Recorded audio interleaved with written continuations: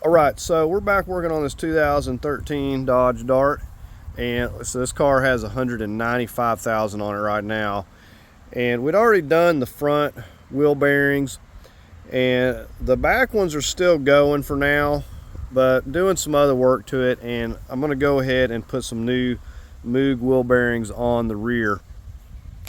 So I'm going to be getting an alignment after I do some other things, so I want to make sure that I'm not going to have any issue in the future with these rear wheel bearings.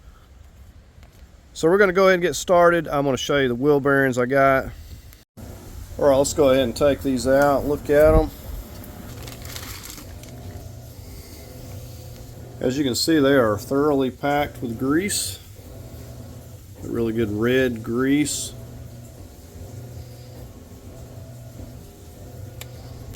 There's that part number if you can read it. So anyways, we're going to go ahead and get these on. I don't know how rough the ones that are on there are. They're not making any noise at this time, but we're going to go ahead and get started. All right, let's go over the tools we're going to be using real quick. Got a jack and jack stand. Okay, a wire brush, preferably drill with a wire brush on it, hammer, chisel, shot filled mallet, some sort of grease. Got some pliers, 14mm ratchet wrench here, some Loctite, medium Loctite preferably, out of the medium, so I'm using red. We've got just a little short 1/2 inch extension. So we got a 5mm Allen or Hicks. We got an 8mm Allen or Hicks, and we've got 14mm. We got a 19 and a 32 for the axle, and this is extended handle ratchet and foot-pound torque wrench. Well, let's start out by chalking the front tire. 19mm lug bolts. Go ahead and get these loose. Just to show you where we've positioned our jack back here and the jack stand, I've just got it in this area. Now let's go ahead and finish removing the lugs.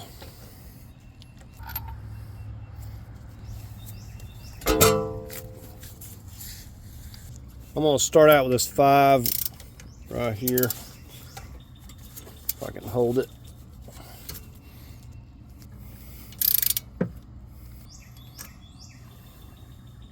All right, we're going to get these 14s for a brake caliper. This one I can't get in here with a socket.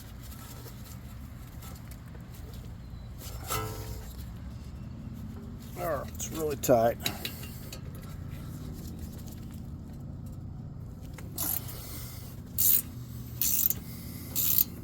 And once it starts spinning, you're going to have to hold it.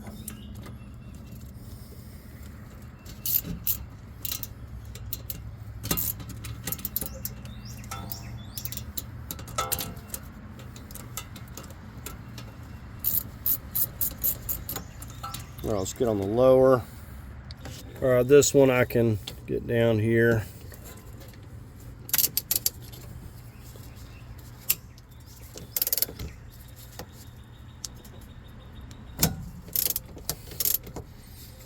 And it's going to spin as well.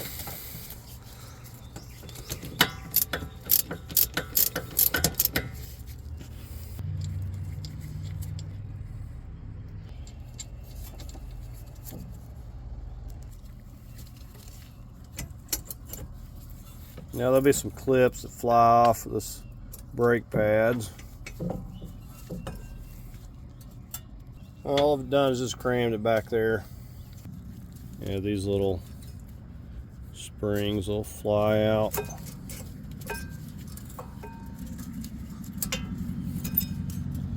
And I guess that'll come off too. All right, now we got our 8mm hex. All right, you can see the 2 hex bolts for the bracket here.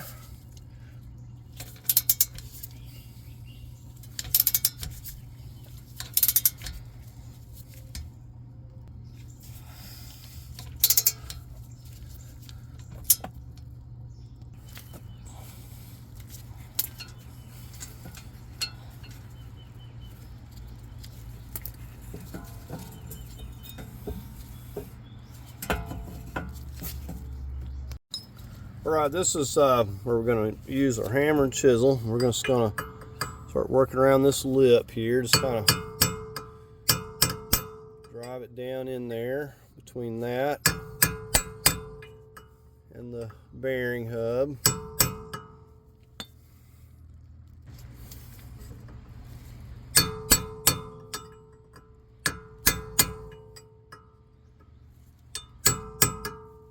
And it's best just to keep turning it.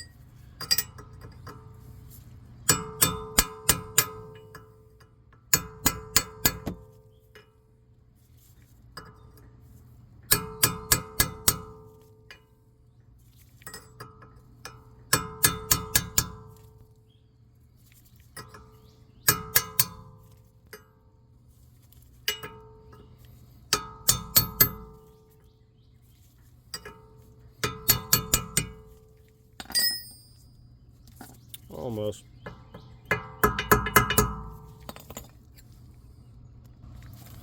Let's see if we can get it with our extended handle ratchet.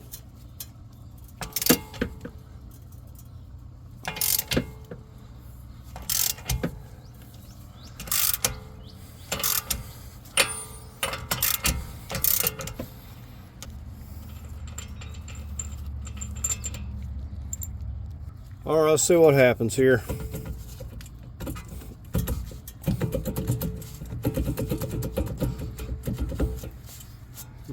Well, this one's definitely not good on this side. I'm surprised. Not making noise.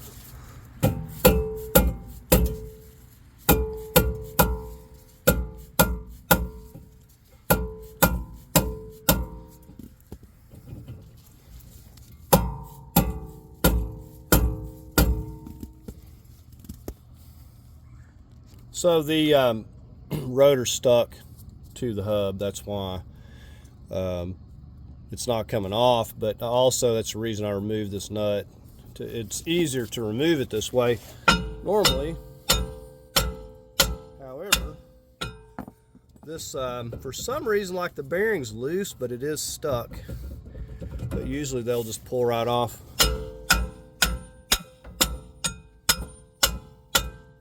This one is not. Thinking this one may actually have more corrosion and gotten hot. It's actually rusted on there pretty good. Okay, I got that loose. It did give me a little bit of a fight, but I am surprised that this is still holding on here. Now let me point something out here. This is your ABS sensor.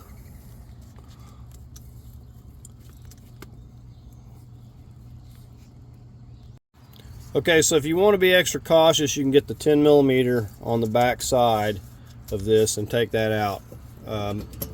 Mine's fine, it's not going to hit it here.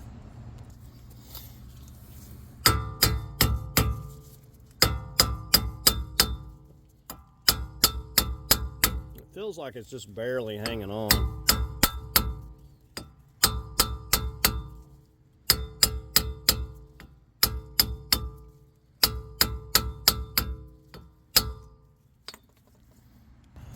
Okay, I just tapped on it there for a minute. It feels like it's ready to just wiggle off. Ah, no, not that. Okay, thought I was going to have to cut that thing off. All right, so this this side is definitely loose. Now the other side felt rough, but this side is definitely loose and doesn't feel all that great either, and you can see most of the grease is kind of dried up, so you know it's time to do something with these. Now you should not need any special puller, barring that it is like corroded on here, because I mean it's meant to slide on. It's not a press fit.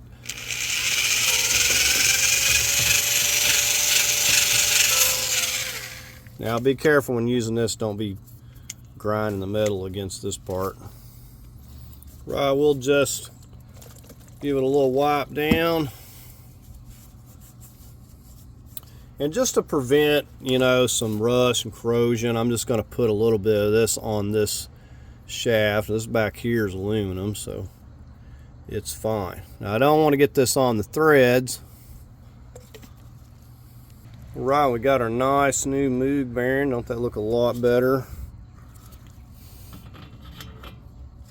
And unless we have some problems here, we should be able to slide this on without any difficulty. Alright, so there we go. Yeah, I'm just going to put the high strength Loctite on here.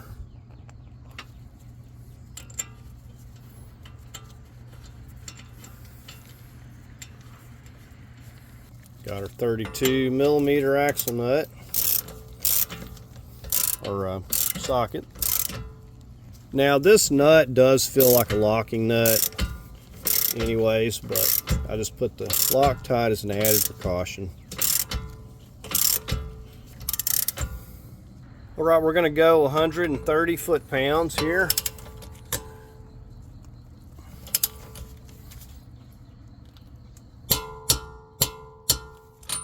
There it is.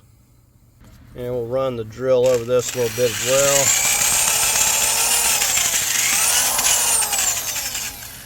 Alright, we're going to go ahead and get the rotor on, and said one of these is going to go right here where that little,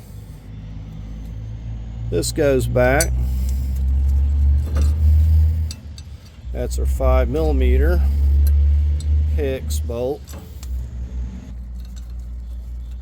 Just snugging this up. I probably wouldn't torque it more than 10 foot-pounds. If I did torque it, that's good enough. Alright, let's get our bracket back in place with the 2 H8 or hex. And of course a little bit of Loctite. Alright, torquing these to 50 foot-pounds.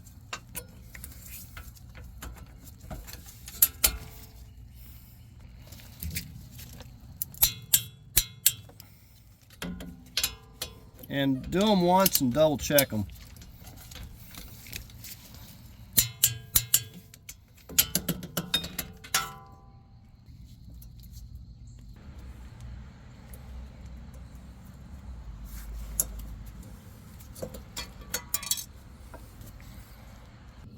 Now with these little springs, you really got to kind of get everything in place, hold it, and it will spring them right back out on you if you don't hold it all.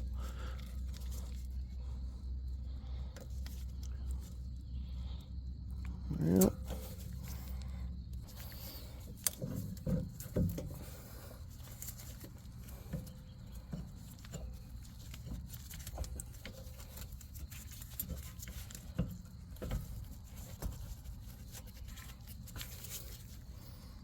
Okay, it may also decide to be a huge pain in the rear, and you're going to have to go in here with your needle nose and twist this caliper back in. Alright, now it's just time to get the caliper slide bolts in. And I do have some Loctite on those as well.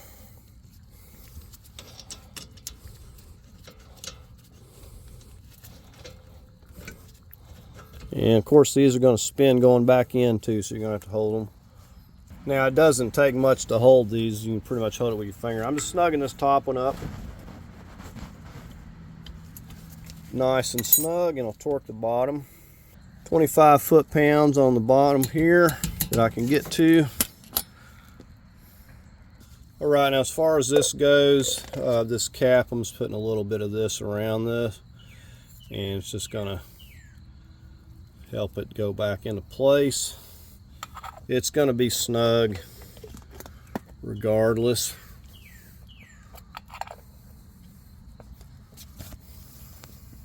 And just like removing it, I'm just going to go around and tap it from side to side until we got it back down up against the hub here.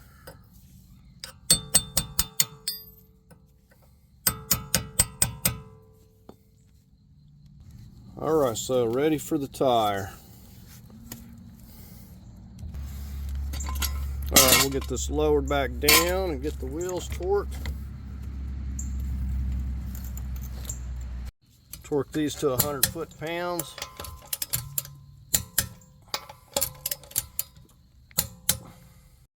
All right, so that's going to do it on replacing these rear wheel bearings. It got dark on us, but we got it done. All right, well, anyways, hope you found this video helpful. Please like, share, and subscribe, and thanks for watching.